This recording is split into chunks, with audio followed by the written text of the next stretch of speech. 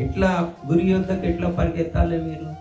క్రీస్తు పోలికగా అవుతున్నానా లేదా? నేను క్రీస్తులాగా మార్చబడుతున్నానా లేదా? లేదా ఖాళీ చర్చికి పోయేసే వస్తా ఉన్నానా? చర్చిలో కానుకలు ఉపాసాలైనా ఇంకా ఏమైనా క్రీస్తులాగా మార్చబడతా ఉన్నామా?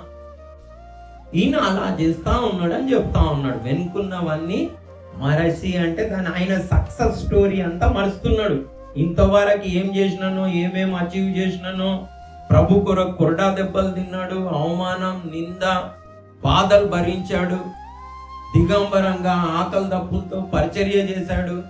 అవన్నిటిని తీసి పక్కకు పెట్టేస్తున్నా అంటా ఉన్నాడు.